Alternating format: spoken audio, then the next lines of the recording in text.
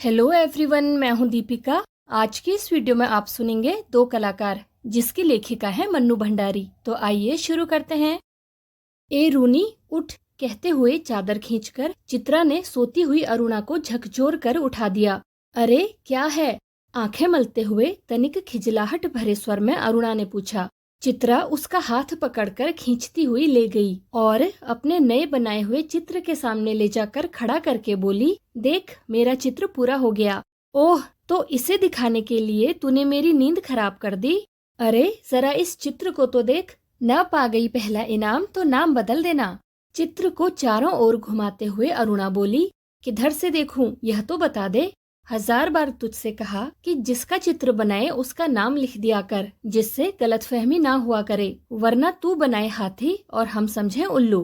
तस्वीर पर आंखें गड़ाते हुए बोली, किसी तरह नहीं समझ पा रही हूँ कि 84 लाख योनियों में से आखिर यह किस जीव की तस्वीर है। तो आपको यह कोई जीव नजर आ रहा है? जरा अच्छी तरह देख और समझने की कोशिश कर। अरे यह क्या? इसमें तो सड़क, आदमी, ट्राम, बस, मोटर, मकान सब एक दूसरे पर चढ़ रहे हैं, मानो सबकी खिचड़ी पकाकर रखती हो। क्या घन चक्कर बनाया है? यह कहकर अरुणा ने चित्र रख दिया। जरा सोच कर बता कि यह किसका प्रतीक है? तेरी बेवकूफी का। आई है बड़ी प्रतीक वाली।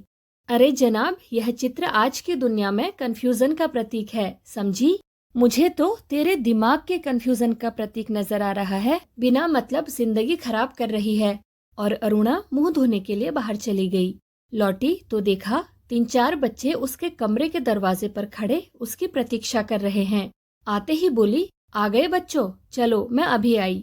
क्या ये बंदर पाल रखे हैं तूने? फिर जरा हंसकर चित्रा बोली, एक दिन तेरी पाठशाला का चित्र बनाना होगा। लोगों को दिखाया करेंगे कि हमारी एक मित्र साहिबा थी जो बस्ती के चौकीदारों, नौकरों और चपरासियों के बच्चों को पढ़ा पढ़ा कर ही अपने को भारी पंडिताइन और समाज सेविका समझती थी। 4 बजते ही कॉलेज की सारी लड़कियां लौट आई, पर अरुणा नहीं लौटी। चित्रा चाय के लिए उसकी प्रतीक्षा कर रही थी। पता नहीं कहाँ कहाँ भटक जाती है, बस इसके पीछे बैठे रहो। अरे क्यों बड़बड़ कर रही है? ले मैं आ गई, चल बना चाय, मिलकर ही पियेंगी। तेरे मनोज की चिट्ठी आई है। अरुणा लिफाफा फाड़कर पत्र पढ़ने लगी।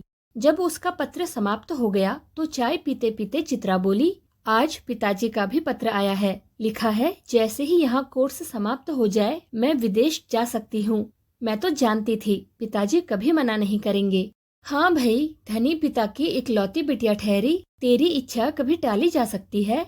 पर सच कहती हूँ, मुझे तो सारी कला इतनी निरर्थक लगती है, इतनी बेमतलब लगती है कि बता नहीं सकती। किस काम की ऐसी कला जो आदमी को आदमी ना रहने दे? अरुणा आवेश में बोली। तो तू मुझे आदमी नहीं समझती? क्यों? तुझे दुनिया से कोई मतलब नहीं, दूसरों से कोई मतलब नहीं, बस 24 घंटे अपने रंग और तुलिकाओं में डूबी रहती है। दुनिया में कितनी बड़ी घटना घट जाए, पर यदि उसमें तेरे चित्र के लिए आइडिया नहीं तो तेरे लिए वह घटना कोई महत्व नहीं रखती। हर घड़ी, हर जगह और हर चीज में तू अपने चित्रों के लिए मॉडल खोजा करती है। कागज पर इन निर्जीव चित्रों को बनाने के बजाय 2-4 की जिंदगी क्यों नहीं बना देती? तेरे पास सामर्थ्य है, साधन है, वह काम तो तेरे लिए छोड़ दिया। मैं चली जाऊंगी तो जल्दी से सारी दुनिया का कल्याण करने के लिए झंडा लेकर निकल पड़ना। और चित्रा हंस पड़ी। 3 दिन से मूसलाधार वर्षा हो रही थी। रोज अखबारों में बाढ़ की खबरें आती थी। बाढ़ पीड़ितों की दशा बिगड़ती जा रही थी और वर्षा थी कि थमने का नाम नहीं लेती थी। अरुणा सारा दिन चंदा इकट्ठा करने में व्यस्त रहती। एक दिन आखिर चित्रा ने कह दिया, तेरे इम्तिहान सिर पर आ रहे हैं, कुछ पढ़ती लिखती है नहीं, सारा दिन बस भटकती रहती है। माता पिता क्या सोचेंगे कि इतना पैसा बेकार ही पानी में बहाया। आज शाम को स्वयं सेवकों का एक दल जा रहा है, प्रिंसिपल से अनुमति ले ली है, मैं भी उनके साथ ही जा रही हूँ। चित्रा की बात को बिना सुने उसने कहा। शाम को अरुणा चली गई। 15 दिन बाद वह लौटी तो उसकी हालत काफी खस्ता हो रही थी। सूरत ऐसी निकल आई थी मानो 6 महीने से बीमार हो। चित्रा उस समय गुरुदेव के पास गई हुई थी। अरुणा नहा धोकर खा पी कर लेटने लगी, तभी उसकी नजर चित्रा के नए चित्रों की ओर गई। 3 चित्र बना रखे थे, तीनों बाढ़ के चित्र थे। जो दृश्य वह अपनी आंखों से देखकर आ रही थी, वैसे ही दृश्य यहाँ भी अंकित थे। उसका मन जाने कैसा कैसा हो गया। शाम को चित्रा लौटी तो अरुणा को देखकर बड़ी प्रसन्न हुई। क्यों चित्रा, तेरा जाने का तय हो गया? हाँ, अगले बुध को मैं घर जाऊंगी और बस 1 सप्ताह बाद हिंदुस्तान की सीमा के बाहर पहुंच जाऊंगी। उल्लास उसके स्वर में छलका पड़ रहा था, यानी वह बहुत प्रसन्न थी। सच कह रही है, तू चली जाएगी चित्रा? 6 साल से साथ रहते रहते यह बात मैं तो भूल गई कि कभी अलग भी होना पड़ेगा। तू चली जाएगी तो मैं कैसे रहूंगी? उदासी भरे स्वर में अरुणा ने पूछा। लगा जैसे स्वयं से ही पूछ रही हो। कितना स्नेह था दोनों में। सारा हॉस्टल उनकी मित्रता को ईर्ष्या की दृष्टि से देखता था। आज चित्रा को जाना था। अरुणा सवेरे से ही उसका सारा सामान ठीक कर रही थी। एक एक करके चित्रा सबसे मिलाई। बस गुरुजी से मिलना रह गया था, सो उनका आशीर्वाद लेने चल पड़ी। 3 बज गए थे पर वह लौटी नहीं। 5 बजे की गाड़ी से वह जाने वाली थी। अरुणा ने सोचा वह खुद जाकर देखाए कि आखिर बात क्या हो गई। तभी बड़बड़ाती सी चित्रा ने प्रवेश किया।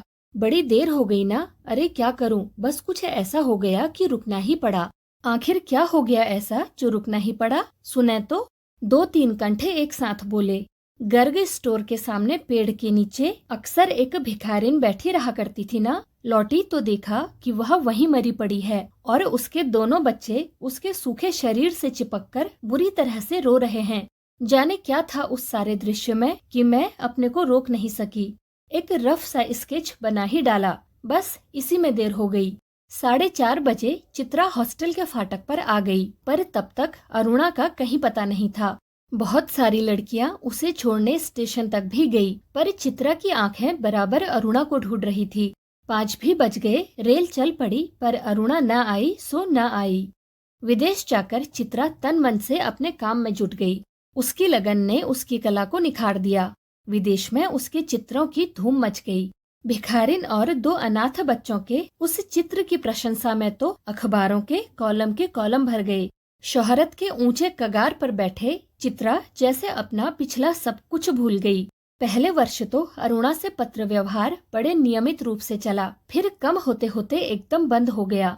पिछले 1 साल से तो उसे यह भी मालूम नहीं कि वह कहाँ है।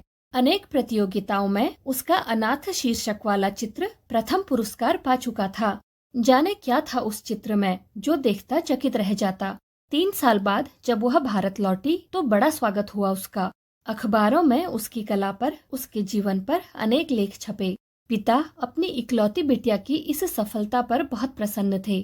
दिल्ली में उसके चित्रों की प्रदर्शनी का विराट आयोजन किया गया। उद्घाटन करने के लिए चित्रा को ही बुलाया गया। उस भीड़ भाड़ में अचानक उसकी भेंट अरुणा से हो गई। रूनी कहकर चित्रा भीड़ की उपस्थिति को भूलकर अरुणा के गले से लिपट गई। तुझे कब से चित्र देखने का शौक हो गया रूनी? चित्रों को नहीं, चित्रा को देखने आई थी। तू तो एकदम भूल ही गई। अरे ये बच्चे किसके हैं? 2 प्यारे से बच्चे अरुणा से सटे खड़े थे। लड़के की उम्र 10 साल की होगी तो लड़की की कोई 8। मेरे बच्चे हैं और किसके? ये तुम्हारी चित्रा मौसी हैं। नमस्ते करो अपनी मौसी को, अरुणा ने आदेश दिया। बच्चों ने बड़े आदर से नमस्ते किया, पर चित्रा अपाक होकर कभी बच्चों को और कभी अरुणा का मुंह देख रही थी। तभी अरुणा ने टोका, कैसी मौसी है, प्यार तो कर। और चित्रा ने दोनों के सिर पर हाथ फेरा प्यार का। अरुणा ने कहा, तुम्हारी ये मौसी बहुत अच्छी तस्वीरें बनाती हैं। ये सारी तस्वीरें इन्हीं की बनाई हुई हैं। आप हमें सब तस्वीरें दिखाएं मौसी, बच्चे ने फरमाइश की। चित्रा उन्हें तस्वीरें दिखाने लगी। घूमते घूमते वे उसी भिखारिन वाली तस्वीर के सामने आ पहुँचे। चित्रा ने कहा, यही वह तस्वीर है रूनी जिसने मुझे इतनी प्रसिद्धि दी। ये बच्चे रो क्यों रहे हैं मौसी? तस्वीर को ध्यान से देखकर बालिका ने पूछा। इनकी माँ मर गई है, देखती नहीं मरी पड़ी है, इतना भी नहीं समझती। बालक ने मौका पाते ही अपने बड़प्पन और ज्ञान की छाप लगाई।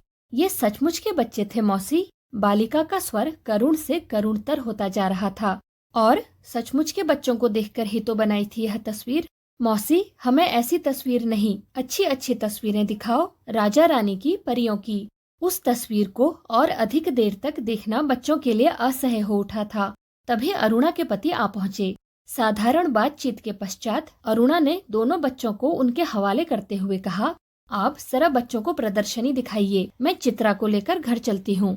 बच्चे इच्छा न रहते हुए भी पिता के साथ विदा हुए। चित्रा को दोनों बच्चे बड़े ही प्यारे लगे। वह उन्हें देखती रही। जैसे ही वे आंखों से ओझल हुए, उसने पूछा, सच सच बता रूनी, ये प्यारे प्यारे बच्चे किसके हैं? कहा तो मेरे, अरुणा ने हंसते हुए कहा। अरे बता ना, मुझे ही बेवकूफ बनाने चली है। एक क्षण रुककर अरुणा ने कहा, बता दूं? और फिर उस भिखारिन वाले चित्र के दोनों बच्चों पर उंगली रखकर बोली, ये ही वे दोनों बच्चे हैं। क्या? चित्रा की आंखें विस्मय से फैली रह गई। क्या सोच रही है चित्रा? कुछ नहीं, मैं सोच रही थी कि, पर शब्द शायद उसके विचारों में खो गए।